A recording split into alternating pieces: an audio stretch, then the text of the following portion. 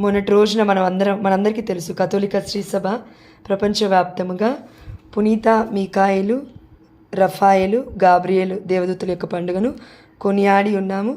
అయితే మొట్టమొదటిగా ఎవరు చెప్పారు అంటే 20వ శతాబ్దంలో పోప్ లియో 13వ సింహరాయల పాపు గారు ఈ పండుగను జరుపుకోవాలని మనందరికీ చెప్పి ఉన్నారు. అప్పటి నుండి మనం జరుపుకుంటూ ఉన్నాము. అయితే అదేవిధంగా రేపటి రోజున మనమందరము అక్టోబర్ 2న కావలి సన్మనస్కుడి యొక్క దూత యొక్క పండుగను మనం కొనియాడుతూ ఉన్నాము. అంటే మనందరికీ ఎంతమందికి అంటే అవగాహన ఉండొచ్చు, కానీ నమ్మడం అనేది చాలామందికి తక్కువ. అంటే నా పక్కన ఇప్పుడు ఎవరో ఉన్నారు, నా పక్కన దేవుడి దూతే ఉన్నాడు అని విశ్వసించడం చాలా కష్టమైన పని అన్నమాట. మనం చూసి ఉన్నాము 91వ కీర్తనలో ఆ మాట చదువుతాను నేను. అంటే మనకి ధైర్యం చేకూరుస్తూ ఉంటాయి ఈ మాటలు. దేవుడు ఊరికే మన కథోలిక శ్రీ సభలో పోపులని కానివ్వండి, మన పరిశుద్ధమైన గురువులని కానివ్వండి ప్రేరేపించడు కదా, మనందరినీ బలపరచడానికి కదా ప్రేరేపించేది. ఈనాడు మనం అందరము మరి పునీత చిన్న తెరేసమ్మ గారి యొక్క పండుగను కొనియాడుతూ ఉన్నాము. ఆ తల్లి కూడా ఒక దూతే. ఎంతోమందిని మరి బాధలలో, కష్టాలలో, కన్నీళ్ళలో ఉన్న వారిని దేవుడి యొక్క మాటలు చెప్పి ఓదార్చిన ఒక గొప్ప దూత. అదేవిధంగా మన ఈ జీవితంలో ఎంతోమంది బిడ్డలు మనకి పరిచయం అవుతూ ఉంటారు. దేవుడు పంపించిన దూతల వలన మనల్ని బలపరుస్తూ ఉంటారు. వారిని కూడా మనం మర్చిపోవద్దు. అంటే మన 3PM ప్రేయర్ గ్రూప్లో ఎప్పుడు మా అమ్మ ఒక మాట అనేది, మన వెరోనికా ఆంటీని, ఆరోగ్యం ఆంటీని, నా కుటుంబానికి నిన్ను వదినని దేవుడి మార్గంలో నడిపించిన దూతలు అని ఎప్పుడు మా అమ్మ పొగుడుతూ ఉండేదండి. అంటే ఈ మాట నేను ఎందుకు చెప్తున్నానంటే, కేవలం పరలోక రాజ్యం నుండి దిగివచ్చిన వారు మాత్రమే కాదు, ఈ మానవలోకంలో కూడా ఏ బిడ్డలైతే మారడానికి ఇంకొక బిడ్డలు కారణమవుతూ ఉన్నారో వారు కూడా దేవుడి చేత పంపబడిన దూతలు అని మనం విశ్వసించాలి. అందుకే కదండి దేవుడు అన్నాడు, ఎదుటివారిలో నీవు క్రీస్తుని చూడు అంటూ ఉంటాడు. ఎదుటివారిని నీవు ప్రేమించమ్మా అని దేవుడు చెప్తూ ఉంటాడు. కాబట్టి ఎదుటివారినే మనం ప్రేమించాలి అన్నప్పుడు మరి భార్యను ఎంత ప్రేమించాలి, భర్తను ఎంత ప్రేమించాలి, మనం ఎంత భరించగలగాలి, అంత ప్రేమ మనలో ఉందా అని మనము ఆత్మగ్రహింపు కలిగి జీవించడానికి ఈ యొక్క పండుగలు. కాబట్టి ఒక 10 నిమిషాలు నేను ముగిస్తాను. బట్ మనల్ని తప్పకుండా ఈ వాక్యం బలపరుస్తుందండి. మనం అవిశ్వాసంలో పడిపోతూ ఉన్నప్పుడు, నా పక్కన ఎవరూ లేరా అని ఆ యొక్క డిప్రెషన్కి మనం వెళ్తూ ఉన్నప్పుడు ఈ వాక్యం మనల్ని తప్పకుండా బలపరుస్తూ ఉంటుంది. అదేంటి అంటే 91వ కీర్తన 11వ వచనం మనం చూసి ఉన్నాము. మనం అందరం చదువుతూనే ఉంటాము రోజు. నీ కాళ్ళు రాతికి తగిలి నొవ్వకుండునట్లు వారు నిన్ను తమ చేతులతో ఎత్తి పట్టుకుందురు. అంటే ఇక్కడ చూడండి, చిన్న సందర్భం ఇది. యాక్సిడెంట్ అవుతున్నప్పుడో కాదండి, ఇది చిన్న రాయో మనం తగిలి పడిపోతున్నప్పుడు దేవుడు తన దూత ద్వారా ఇదిగో ఎత్తి పట్టుకునేలాగున మనల్ని కాపాడుతున్నాడంట. అంటే ఎంత శ్రద్ధనో ఒకసారి చూడాలి మనం. మన తల్లి ఒక్కొక్కసారి మనం పక్కన నడుస్తూ ఉన్నప్పుడు కూడా ఈ రోజులలో కొంతమంది తల్లులు అండి మొబైల్స్ పట్టుకొని మరి కుమారుడు యొక్క చేతిని కూడా విడిచిపెట్టే సమయం అన్నమాట. ఒక్కొక్కసారి మనం యూట్యూబ్లో కూడా చూస్తూ ఉంటాము, బాబుని అక్కడ విడిచిపెట్టి ఫోన్ మాట్లాడుకుంటూ అలా వెళ్ళిపోతూ ఉంటారు రోడ్డు నుంచి. అంటే ఏమవుతుందంటే రక్షణ లేదు, తల్లి చేత తండ్రి చేత కూడా రక్షణ లేదు, చిన్న చిన్న పిల్లలకు కూడా. కానీ దేవుడి దూత మనల్ని రక్షిస్తూ ఉంది అని మనం విశ్వసించగలగాలి. కాబట్టి కావలి సన్మనస్కుడి యొక్క పండుగను 17వ శతాబ్దం నుండి మనం కొనియాడుతూ ఉన్నాము. కేవలం ఇప్పుడే కాదండి. అంటే 16వ శతాబ్దంలో మొట్టమొదటిగా అంటే 1400 నుండి 1500 సంవత్సరములలో మొట్టమొదటిగా చర్చలు జరిగి ఉన్నాయి. ఆ తర్వాత 1615వ శతాబ్దంలో పోప్ పాల్ V 5వ పోపు గారు ఫీస్ట్ యాడెడ్ అనమాట. అంటే ఏంటంటే మనము ఈ యొక్క పండుగను కొనియాడాలి అని రోమన్ క్యాలెండర్లో చేర్చి ఉన్నారు. దాని తర్వాత పోప్ క్లెమెంట్ X అనే ఒక గొప్ప పోపు గారు తనను మన ముందుకి తీసుకొచ్చినారు. అంటే ఎస్టాబ్లిష్ చేస్తున్నారు, ఈ యొక్క పండుగను మనం సెలబ్రేట్ చేసుకోవాలి. గార్డెన్ ఏంజిల్ యొక్క పండుగను, కావలి సన్మనస్కుడి యొక్క పండుగను మనం కొనియాడాలి అని 1670వ సంవత్సరంలో పోప్ క్లెమెంటో గారు చెప్పి ఉన్నారు. దాని తర్వాత ప్రపంచవ్యాప్తముగా పోప్ లియో 13వ సింహరాయల పాపు గారు ఈ పండుగను మనం అందరము జరుపుకోవాలని ఘనంగా ప్రకటించున్నారు. ఎప్పుడు అది అంటే 19వ శతాబ్దంలో.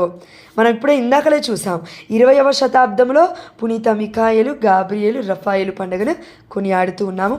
అంతకు ముందే 100 సంవత్సరాల ముందే కావలి సన్మనస్కుడి పండుగను మనం కొనియాడుతూ ఉన్నాము. వారు ఎస్టాబ్లిష్ చేసి ఉన్నారని మనం చూస్తూ ఉన్నాము. ఇదే పోప్ లియో 13వ పాపు గారు పునీత మిఖాయేలు, గాబ్రియేలు, రఫాయేలు యొక్క పండుగను కొనియాడమని చెప్పి ఉన్నారు. ఎస్, అవును. ఇక్కడి వరకు మనకి అవగాహన ఉండాలి. ఎందుకంటే రేపు మన పిల్లలు భయపడిపోతూ ఉన్నప్పుడు, స్కూల్స్కి వెళ్తూ ఉన్నప్పుడు, అమ్మ నాకు భయం వేస్తూ ఉన్నప్పుడు నువ్వు చెప్పాల్సింది ఏంటంటే నీకు నేను తోడై ఉంటాను కాదండి, నిజమైన వాక్యం వారికి చెప్పగలగాలి. మనం ఓమ్నీ ప్రెజెన్స్ కాదు కదండి, దేవుళ్ళు కాదు కదండి. ఓకే, ఒక తల్లిగా నీవు నీ బిడ్డల్ని కాపాడుతూ ఉన్నావు, కానీ ఎల్లవెల్లలా నువ్వు ఉండలేవు బిడ్డల పక్కన. మన స్కూల్కి వెళ్తే నువ్వు ఉండలేవు కదా, ప్రతి క్షణం ఆడుకుంటున్నప్పుడు ఉండలేవు కదా. వారికి బలాన్ని చేకూర్చాలి, వారి యొక్క జీవితాన్ని దేవుడి మార్గంలో నువ్వు నడిపించాలంటే నీవు చెప్పి బలపరాల్సిన మాటలు, వారిని బలపరాల్సిన మాటలు ఇవే అని మనం గుర్తుపెట్టుకోవాలి. మనందరికీ తెలుసు, దర్శన గ్రంథం 8వ అధ్యాయం 2-4 వచనాలు చూస్తుంటే అక్కడ 7 దూతల పేర్లు, అంటే పేర్లు ఉండవు, 7 బాకాలు వారికి ఇవ్వబడిను అని ఉంటుందండి. అంటే ఏంటి అంటే 7 దూతలు. ఆ 7 దూతలు ఎవరు? దేవుడి సన్నిధిలో ఉన్నవారు. ముఖ్యమైన దూతలు ఎవరు అంటే మిఖాయేలు, గాబ్రియేలు, రఫాయేలు, మిగతా 4 ఊరియేల్, రగుయేల్, రఫాయేల్, శారియేల్.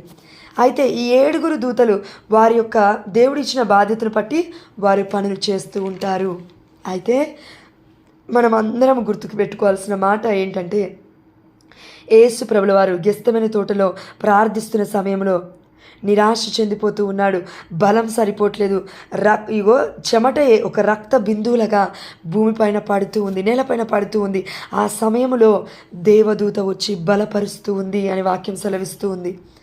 దేవదూత వచ్చి బలపరుస్తూ ఉంది. ఈ వాక్యం చూడండి, మన మనుష్య కుమారుడైన మన తండ్రి యెహోవాకి ఇదిగో దేవుడైన సర్వశక్తిమంతుడైన తన కుమారుణ్ణే దేవుడు ఈ యొక్క లోకానికి దేవదూతను పంపి బలపరుస్తున్నాడంటే మరి నీకు నాకు దేవుడి యొక్క దేవదూత యొక్క సహాయం అవసరం లేదా?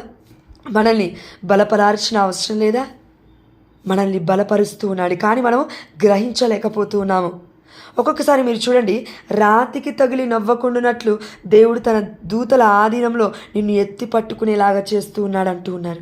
మనం చూడండి, ఎంతమందికి మీరు అబ్జర్వ్ చేస్తున్నారో లేదో నాకు తెలియదు, మనం వంట దగ్గర ఉన్నప్పుడు లేకపోతే మనం నడుస్తూ ఉన్నప్పుడు ఏదో టపీమని తగిలి మనం పడబోతూ ఉంటాము, కానీ మనం పడము. అది ఎలా జరుగుతూ ఉంది? ఒక్కొక్కసారి మెస్మరైజింగ్గా ఉంటుందండి. అరే నన్ను ఎవరు పట్టుకున్నారు వెనక నుంచి అనే ఒక ఆలోచన. నీ దూత నీ రూపంలోనే ఉంటాడు. దేవుడు ఏర్పరిచిన దూత ఎల్లవేళలా ప్రతి ఒక్కరికి ఒక దూత ఉన్నాడండి. కావలి సన్మనస్కుడు అతని పేరు, గార్డెన్ ఏంజెల్ అతని పేరు. అయితే ఎలా ఉంటాడంట? మన రూపంలో ఉంటాడు. అందుకే కన్ఫెషన్కి వెళ్ళాలి అని కథోలిక శ్రీసభ ఎందుకు చెప్తుందంటే, దూత ఆనందిస్తాడు, దూత నిన్ను ఇంకా బలపరుస్తాడు. మన పాపం ఎప్పుడైతే ఇదిగో అండి ఎర్రగా కెంపు వలె మారిపోతూ ఉందో, దూత యొక్క సన్నిధిని కూడా మనం కోల్పోతూ ఉంటాము. అందుకే ఈ ప్రమాదాలు, అందుకే ఈ రోడ్ యాక్సిడెంట్లు, అందుకే మనల్ని కాపాడలేకపోతున్నారు. ఎందుకంటే ఒక విశ్వాసం అనేది లేదు, నా పక్కనే ఒక దూత అనే ఉన్నాడు అనే ఒక గ్రహింపు మనకు లేదు. అందుకే అండి ఈ యొక్క సడన్ డెత్స్ లేకపోతే సడన్ ప్రమాదాలు. కానీ దేవుడు ఏమని మనందరికీ మాట ఇచ్చినాడంటే, ఆ యొక్క సకల విపత్తుల నుండి నిన్ను కాపాడుతాను, సడన్ డెత్స్ నుండి నిన్ను కాపాడుతాను అంటున్నాడు. ఎలా కాపాడుతాడు? కాబట్టి దేవదూత ద్వారా మనల్ని బలపరుస్తాడు, దేవదూత ద్వారా మనల్ని కాపాడుతాడు. మనం భయపడాల్సిన అవసరం లేదు. ప్రియమైన బిడ్డ, నీవు ఒకవేళ నీ బిడ్డలు ఎదుగుతున్నప్పుడు కూడా నీవు చెప్పాల్సిన మాట ఏంటంటే ఇదే, ఈ వాక్యమే చెప్పాలి. 91వ కీర్తన 11వ వచనం ఎన్నోసార్లు మనం చదివి ఉండొచ్చు, 12వ వచనం ఎన్నోసార్లు మనం చదివి ఉండొచ్చు, కానీ ఒక్కసారైనా మన బిడ్డలకు మనం ఎక్స్ప్లెయిన్ చేసి ఉన్నామా? వారి యొక్క భయాన్ని మనము తొలగించి ఉన్నామా? మనము ఒక్కసారి ఆత్మపరీక్ష చేసుకోవాలి. ఎందుకండి మరి మనం చిన్నపిల్లలకే ఎందుకు చెప్పాలి అనే ఆలోచన ఒకవేళ మనకు వచ్చి ఉంటే అండి, దేవుడు ఒక మాట చెప్తూ ఉన్నాడు. చూడండి, మత్తయి సువార్త 18వ అధ్యాయం 10వ వచనం ఒకసారి చూడండి, చాలా క్లియర్గా ఉంది ఇక్కడ వర్డ్. ఈ చిన్నవారిలో ఎవ్వరిని తృణీకరింపకుడు. ఏలయనా వీరి దూతలు పరలోకమందుండు నా తండ్రి సముఖమున సదా నిలిచియున్నారని మీతో నిశ్చయముగా చెప్పుచున్నాను. దేవుడు ఒక మాట పరిశుద్ధమైన గ్రంథములో చెప్పాడంటే ఇట్స్ వెరీ పవర్ఫుల్, శక్తివంతమైనది. కానీ దేవుడు ఇక్కడ ఏమంటున్నాడంటే నేను మీతో నిశ్చయముగా చెప్పుచున్నాను అంటే రూఢిగా చెప్తున్నాడు, ఖచ్చితంగా చెప్తూ ఉన్నాడు. నేను చెప్తున్న మాట మీరు వినాలి. అదేంటంటే ఈ చిన్న వారిలో ఎవరినీ తృణీకరింపకుడు. ఇదిగో బిడ్డలు నా ఎద్దుకు రానివ్వండి, ఆ యొక్క బిడ్డలదే పరలోక రాజ్యం. అదేవిధంగా చిన్నారి బిడ్డలు మన దగ్గర ఉన్నారు కదా, మన బిడ్డలు ఉన్నారు కదా, వారందరినీ కూడా దేవుడి దగ్గరికి మనం వెళ్ళనివ్వాలి. కానీ ఈ రోజుల్లో వెళ్ళనివ్వట్లేమండి. ఫోన్ ఇచ్చేస్తూ ఉన్నామండి, కూర్చోబెడుతూ ఉన్నామండి, ల్యాప్టాప్స్ అందిస్తూ ఉన్నామండి, టీవీలు పెడుతూ ఉన్నామండి. దేవుడి మార్గం వారికి ఏంటో చెప్పట్లేమండి. కాబట్టి దేవుడు చింతిస్తూ ఉన్నాడు. రానివ్వండి, వారిని రానివ్వండి. ఎలా రాణిస్తారు? ఏలైనా వీరి దూతలు పరలోకమందుండు నా తండ్రి సముఖమున సదా నిలిచి ఉన్నారు. ఏం చేస్తున్నారు మరి సదా నిలిచి? దర్శన గ్రంథంలో మనం చూసాము 5వ అధ్యాయం 8వ అధ్యాయంలో వారు సదా ప్రార్థిస్తూ ఉన్నారు. పునీతులతో పాటు మన యొక్క ప్రార్థనలు ఇదిగో ధూపము వలె దేవుడికి సన్నిధిలో చేరవేస్తూ ఉన్నారు అని మనం చూసినాము. కాబట్టి వీరి దూతలు ఎవరిలాగున్నారంట? వీరి దూతలు బిడ్డల వలె ఉన్నారు, వారి రూపంలో ఉన్నారు, మన రూపంలో ఉన్నారు అని మనం గుర్తుపెట్టుకోవాలి. కాబట్టి పరిశుద్ధమైన గ్రంథంలో మనం ఎన్నో చోట్ల చూస్తున్నామండి. ఇదిగో ఒక్క దూత 75,000 మందిని సంహరించిందంట ఆనాడు పాత నిబంధనలో. మరి కేవలం నీ నా బిడ్డల్ని కాపాడలేదా? నీ నా కుటుంబ సభ్యుల్ని కాపాడలేదా? బిడ్డలంటే ఇన్ ద సెన్స్ అండి, తప్పుగా అనుకోకండి. బిడ్డలు ఇన్ ద సెన్స్ అంటే ఏదో కడుపున పుట్టిన వాళ్ళే బిడ్డలని కాదండి. ఆధ్యాత్మికమైన సంఘం మొత్తం బిడ్డలే. నా తల్లిదండ్రులు నాకు బిడ్డలే. వృద్ధాప్యంలో దాటిపోతూ ఉన్నప్పుడు బిడ్డలే. చిన్న పిల్లలాగా బిహేవ్ చేస్తుంటారు తల్లిదండ్రులు 60 ఏళ్ళు దాటుతుంటే. అంటే ఏంటి? చిన్న పిల్లల మనస్తత్వం. వారిని చేరదీసిన వారి జీవితం కూడా గొప్పగా ఉంటుందండి. అందుకే ఈరోజు వాళ్ళు తల్లిని తండ్రిని దూషించి కొట్టిన వారి యొక్క జీవితాలు మనం చూస్తున్నాం. పురుగులు పడిపోతున్నారు చాలామంది. నేను చూస్తున్నాను లిటరలీ అండి, sorry to say this word, but నేను చూశాను చాలామందిని కాళ్ళతో తల్లి రొమ్ముల మీద తంటూ పొట్టల మీద తన్నేవారు అండి. నిజంగా తరతరాలు ఎప్పటికీ కూడా ఆశీర్వదింపబడరు అని 4 తరాల వరకు శపిస్తూ ఉన్నాడని దేవుడే పరిశుద్ధమైన గ్రంథంలో చెప్తూ ఉన్నాడు. ఇది కేవలం ఓల్డ్ టెస్టమెంటే కాదు, న్యూ టెస్టమెంట్కి కూడా ఇది వర్తిస్తూ ఉంటుంది ప్రియమైన బిడ్డ. ఎందుకు అంటే నేను ధర్మశాస్త్రమును ప్రవక్తల గ్రంథములను సంపూర్ణ మొనర్చుటకే నేను వచ్చితిని కానీ తృణీకరించుటకు వచ్చితిని కాదు అని దేవుడే ముమ్మారు చెప్తూ ఉన్నాడు పరిశుద్ధమైన గ్రంథంలో, న్యూ టెస్టమెంట్లో. కాబట్టి ఓల్డ్ టెస్టమెంట్ని కొట్టివేయాల్సిన ఇది మనకి లేదు, రైట్ లేదండి. కాబట్టి చిన్నారి బిడ్డలు నా దగ్గరికి రానివ్వండి, నేను వారికి దూతలను ఏర్పాటు చేసినాను. మరి నువ్వు చెప్తున్నావా నీ తల్లిదండ్రులకి, వృద్ధాప్యంలో ఉన్నవారికి, నీ తల్లిదండ్రులకే కాదు నీ కడుపున పుట్టిన బిడ్డలకి నువ్వు చెప్తూ ఉన్నావా? ప్రియమైన బిడ్డ, నీ కడుపున పుట్టిన బిడ్డలనే నువ్వు చూసి వారి యొక్క ఏదైనా తప్పు చేస్తే, వారు ఏదైనా ఎదురు తిరిగితే నువ్వు ఎంత బాధపడుతూ ఉన్నావో. ఇదిగో 20 ఏళ్ళు 30 ఏళ్ళు నిన్ను పెంచి సాకిన వారి యొక్క గుండెల మీద నువ్వు తంతూ ఉన్న మాటలు మాట్లాడుతూ ఉంటే వారి యొక్క బాధలు కూడా ఇలానే ఉన్నాయి. కాబట్టి అర్థం చేసుకోవాలండి మనం దయచేసి వాక్యాన్ని. చిన్న పిల్లలు నీ కడుపున పుట్టిన వాళ్ళే కాదు, నిన్ను కన్న నీ యొక్క తల్లిదండ్రులు కూడా. ఇది మనం గుర్తుపెట్టుకోవాలి. మనకు ఒక కనువిప్పు కలగాలండి ప్రతిసారి మనం వాక్యం విన్నప్పుడు. నిద్రపోయామా, లేసామా, పడుకున్నామా, ఇది కాదు. జీవితంలో ఒక మార్పు ఉందా? ఎందుకు మన జీవితాలు ఇలా ఉన్నాయి అంటే కారణం ఒక్కటే, నువ్వు ఏది విత్తుతావో దాన్నే కోస్తావు ప్రియమైన బిడ్డ. కాబట్టి ఏమి విత్తావో గుర్తుపెట్టుకో. పాప క్షమాపణ దేవుణ్ణి అడుగు. తల్లిదండ్రుల్ని దూషించావా, అత్తామామల్ని తిట్టావా, కొట్టావా, దూషణకరమైన మాటలు మాట్లాడావా, తీర్పు తీర్చావా? ప్రియమైన బిడ్డ, ఇదిగో దేవుడు నీకు ఇది తీర్పు తీరుస్తూ ఉన్నాడు. నువ్వు పడే బాధ ఇప్పుడు. కాబట్టి దేవుడు గుడ్డివాడు కాదు, దేవుడు అంధుడు కాదు. ప్రతిదీ సమస్తము 1000 కళ్ళ గలవాడు మన దేవుడు. కాబట్టి అంటే శపిస్తున్నాడని చెప్పట్లేనని నేను. దేవుడు కొన్ని సమయాలలో శిక్షిస్తాడు, గద్దిస్తాడు. కాబట్టి మనం స్వీకరించగలగాలి అని చెప్తూ ఉన్నాడు. అయితే మరి ఈ దూత ఇంకా ఎక్కడైనా చెప్పబడిందా అని అంటే కనుకండి, మనము అపోస్తుల కార్యములు అనుకుంటానండి. అపోస్తుల కార్యములు 12వ అధ్యాయం, దయచేసి ఒక్క 5 minutes వెయిట్ చేయండి. చాలా ముఖ్యం మనకిది, మన బిడ్డల్ని బలపరచడానికి. అపోస్తుల కార్యములు 12వ అధ్యాయం 15వ వచనంలో ఒకసారి చూడండి. అక్కడ సందర్భం ఏంటంటే, మన పేతురు గారు చెరసాలలో బంధింపబడినప్పుడు సంఘం మొత్తం ప్రార్థిస్తే రిలీజ్ అయ్యున్నాడు. దేవదూత తీసుకొచ్చింది ఎవరిని? పేతురు గారిని. తన దేవదూత తనతోనే ఉంది, తీసుకొచ్చింది, రిలీజ్ చేసింది. తీసుకొచ్చినప్పుడు అక్కడ ఉన్న సంఘము వాళ్ళు మాట్లాడుతున్న మాటలు చూడండి. రోదా అనే ఒక వ్యక్తి, రోదా అనే ఒక చిన్న అమ్మాయి అండి. ఆ అమ్మాయి ఆ యొక్క పేతురు యొక్క స్వరాన్ని విని ఏమంటూ ఉందంటే, ఇదిగో ఇదిగో ఆమె పేతురు కంఠస్వరమును గుర్తించి 14వ వచనము గుర్తించి పట్టరాని సంతోషముతో తలుపు తెరవకయే మరలా లోనికి పరుగులెత్తుకొని పోయి పేతురు బయట తలుపు వద్ద నిలబడి ఉన్నాడు అని తెలియజేశాను. అక్కడున్న వారందరికీ తెలియజేస్తూ ఉంది. అయితే 15వ వచనం చూడండి. నీవు వెర్రిదానవు. ఎవరు? ఆ చిన్న పిల్లని అంటున్నారండి ఈ యొక్క పెద్దవాళ్ళందరూ. నీవు వెర్రిదానవు అని లోపలి వారు ఆ బాలికతో అనిరి. కానీ ఆమె తాను చెప్పినది ముమ్మాటికి నిజమే అనెను. వారు అది అతని దూతయ్య ఉండును అని బదులు పలికిరి. అతని దూత అంటే ఏంటి ఇక్కడ? అతని దూత అంటే పేతురు దూత అంటే దేవుడు ఏర్పరిచిన దూత, కావలి సన్మనస్కుడు అని అర్థం అండి. తన రూపంలోనే ఉంటుంది, తన స్వరంలోనే మాట్లాడుతూ ఉంటుంది, మనలోనే ఉంటుంది, మనలాగానే ఉంటుందండి. మనల్ని నడిపించడానికి దేవుడు ఏర్పరిచిన దూత. అందుకే ప్రపంచంలో కోట్ల మంది జనాభా ఉన్నప్పటికీ ప్రతి ఒక్కరి ప్రార్థన దేవుడు వింటూ ఉన్నాడు, ప్రతి ఒక్కరిని సంరక్షిస్తూ ఉన్నాడు. అంటే ఏంటి అంటే దానికి అర్థము ఏదో నువ్వు పిలవగానే వస్తున్నాడని కాదండి. ప్రతి ఒక్కరి పక్కన వారి యొక్క రూపంలో కావలి సన్మనస్కుని పెట్టి ఉన్నాడు. నువ్వు పిలవాల్సిన అవసరం కూడా లేదు. జస్ట్ కేవలం if you believe in the mighty name of Jesus, ఎప్పుడైతే నువ్వు విశ్వసిస్తావో దేవుడు నిజంగా నాకు దూతని పెట్టాడని, అప్పుడు అద్భుతమైన కార్యం నిజంగా జరుగుతుంది. ఎన్నో ప్రమాదాల నుండి మనం కాపాడబడుతున్నామంటే నీ నా గొప్పతనం కాదు ప్రియమైన బిడ్డ. దేవుడు మన పక్కనే దేవదూతని పెట్టి ఉన్నాడు, కావలసిన మనసుకుని పెట్టి ఉన్నాడు. ఇది మనం విశ్వసించాలి, తప్పక విశ్వసించాలి. దీన్ని మనం ప్రకటించగలగాలి. ఎందుకంటే ఈ ప్రకటన ఎంతోమందికి కనువిప్పుని కలిగిస్తుంది, ఎంతోమందికి ధైర్యాన్ని కలిగిస్తుంది. అమ్మో నా పక్కనే దూత ఉన్నాడా, అమ్మో నేను భయపడాల్సిన అవసరం లేదా.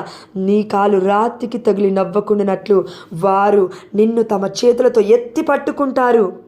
కొన్ని సమయాలలో యాక్సిడెంట్ అయిన సమయంలో కొంతమంది మొత్తం దాని కిందికి వెళ్ళిపోతున్నారు, లారీ కిందకో ఆటో కిందకో, కానీ బ్రతుకుతారు. ఎలా బ్రతుకుతూ ఉన్నారు? It's a miraculous thing. మనకు అర్థం కావాలి. అదేవిధంగా హెబ్రీ 1వ అధ్యాయం 14వ వచనంలో దేవుని సేవించుచు రక్షణను పొందనున్న వారి సహాయార్థము దేవునిచే పంపబడు ఆత్మలు. అందుకే మన కంటికి కనబడవు. వీరెవరంట? ఆత్మలు. ఆత్మలు ఆత్మలు ఆత్మలు అద్భుతమైన కార్యాన్ని చేస్తూ ఉన్నాయి. అదేవిధంగా మత్తయి సువార్త 18వ అధ్యాయం 10వ వచనం ఇప్పుడు మనం చూసినాం. వారి దూతలు పరలోకమందుండు నా తండ్రి సముఖమున సదా నిలిచి ఉన్నారని మీతో నిశ్చయముగా చెప్తున్నాను. కాబట్టి మనం భయపడాల్సిన అవసరం లేదు. వారు మన కోసం ప్రార్థిస్తూ ఉన్నారు. కాబట్టి ఈ యొక్క కథోలిక విశ్వాసాన్ని నీవును నేను ప్రకటించలేకపోతే పాపము చేసిన వారమే అవుతాము. ఎందుకంటే మొన్న మన మోక్షానందం ఫాదర్ గారు 8 గంటల ప్రార్థనా గ్రూప్లో జాయిన్ అయినప్పుడు ఏం చెప్పారండి? నువ్వు చేయాల్సిన పని చేయకపోతే పాపము, నీవు గురి తప్పితే పాపము, దేవుడు నీకు ఇచ్చిన పని నువ్వు చేయకపోతే పాపము అని చెప్తూ ఉన్నారు. కాబట్టి మనం ఏం చేస్తూ ఉన్నాము? దేవుడికి మహిమకరంగా జీవిస్తూ ఉన్నామా? చాలండి. ఇన్ని రోజులు మనం జీవించాం, ఇన్ని సంవత్సరాలు మనం జీవించాము. మన జీవితాలకి మరి ఒక గొప్పతనం ఉందో లేదో తెలీదు, దేవుడికే తెలుసు. ఇకనైనా ప్రకటిద్దాం, ఇకనైనా ప్రేమిద్దాం, ఇకనైనా క్షమిద్దాం, ఇకనైనా తల్లిదండ్రుల్ని ఆదరిద్దాం, ఇకనైనా ఇదిగో చిన్న పిల్లలని మన దగ్గరికి రానిద్దాం. నువ్వు అంటూ ఉండొచ్చు, చిన్నపిల్లలని రోజు చూసుకుంటున్నా అంటే నువ్వేదో బయట పనులు చేసినంత మాత్రాన, చూసుకున్నంత మాత్రాన చేసినట్లు కాదండి. God is watching you. దేవుడు నీ యొక్క హృదయాంతరంగాన్ని, అసలు నీ తలంపులు ఏంటి? మంచి తలంపులు ఉంటాయండి, చెడు తలంపులు ఉంటాయి. సాతాను బృందం ఉందండి, దూతలు అనేబడేవాళ్ళు. దేవుడి దూతలు ఉన్నారండి. దేవదూతలు వేరు, సాతాను దూతలు వేరు. ప్రతి దాంట్లో మంచి ఉంది, చెడు ఉంది. నిజమైన ద్రాక్షావల్లి అయిన మన యేసుప్రభులు వారు ఉన్నారు, అబద్ధపు ద్రాక్షావల్లి. ఈనాడు మాకు వాక్యం తెలుసని బయటికి వస్తూ దేవుడి వైపు కాకుండా వారి వైపు వెతుక్కొని వారి వైపు చూపిస్తూ వారే గొప్పవారని చెప్పుకుంటూ డబ్బులు వసూలు చేసే పాస్టర్లు ఈనాడు లేకపోలేరు. వారి యొక్క కుటుంబాలు అంచెలంచెలుగా కొంతమంది మంచి చేస్తుండొచ్చు, కొంతమంది నెగిటివ్గా చేస్తూ ఉండొచ్చు. కానీ బిడ్డలకి తెలియదు కదండి. ముసుగులో ఉన్నారు కొంతమంది అద్భుతాలను చూసి పరిగెత్తుతూ ఉంటారు. కానీ దేవుడు ఏమన్నాడంటే, యేసు ప్రభుల వారి చేత అద్భుతాలు జరిగాయి. పరిశుద్ధమైన గ్రంథంలో బారు యేసు అనే కపట ప్రవక్త చేత అద్భుతాలు జరిగాయి. పరిశుద్ధమైన గ్రంథంలో పేతురు చేత అద్భుతాలు జరిగాయి. పరిశుద్ధమైన గ్రంథంలో సీమోను అనే ఒక వ్యక్తి చేత అద్భుతాలు జరిగాయి. కపట ప్రవక్త. కాబట్టి ఎక్కడ మంచి ఉంటుందో అక్కడ చెడు ఉంటుంది. కానీ ప్రియమైన బిడ్డ, మనకు కావాల్సింది జ్ఞానము, ఆత్మ గ్రహింపు. ఏ బిడ్డలైతే నిజంగా నిస్వార్థంగా దేవుడు పరిచర్య చేస్తున్నారో, ఒక్క పైస కూడా ఎక్స్పెక్ట్ చేయకుండా చేస్తున్నారో, వారి యొక్క అవసరతను బట్టి దేవుడు అనుగ్రహిస్తాడండి. నో ప్రాబ్లం, అది తప్పనట్లేదు నేను. కానీ డబ్బు కోసమే పరిచర్య చేయడం అనేది తప్పు. డబ్బు కోసమే బ్రతకడం అనేది తప్పు. ధనం కోసము దేవుణ్ణి అమ్ముకోవడం తప్పు. ఇది మనం గుర్తుపెట్టుకోవాలి. కాబట్టి చిన్న పిల్లల వలె మనమును మారితే మనకి ఎల్లవెల్లా దేవుడి యొక్క దూత ఎంతో సహాయం చేస్తుందండి.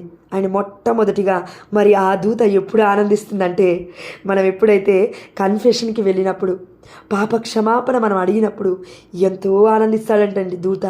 మనం ఏడుస్తూ ఉన్నప్పుడు కొన్ని చోట్ల కొన్ని సమయాల్లో కన్ఫెషన్లో చాలా ఆనందిస్తాడంట దూత, మన దూత. అందుకే మన పాపాలన్నీ మూట కట్టుకొని దేవుడి సన్నిధికి వెళ్తాడు. ఇదిగో నీ బిడ్డ, నా యొక్క రూపంలో ఉన్న నీ బిడ్డ పాపాలని ఒప్పుకున్నాడు అయ్యా, ఇదిగో ఇదే ఆ మూట అని చెప్పినప్పుడు ఆ మూటను తీసుకువెళ్ళి దేవుడు అగాధ సముద్రంలో పడేస్తూ ఉన్నాడంట. అంటే మన పాపాలు మనం గుర్తుపెట్టుకోవాల్సిన అవసరం లేదు ఇంకా కన్ఫెషన్ తీసినప్పుడు. అందుకే మనకి హీలింగ్ అయినట్టుగా అనిపిస్తుంది, ఆనందంగా ఉంటాము.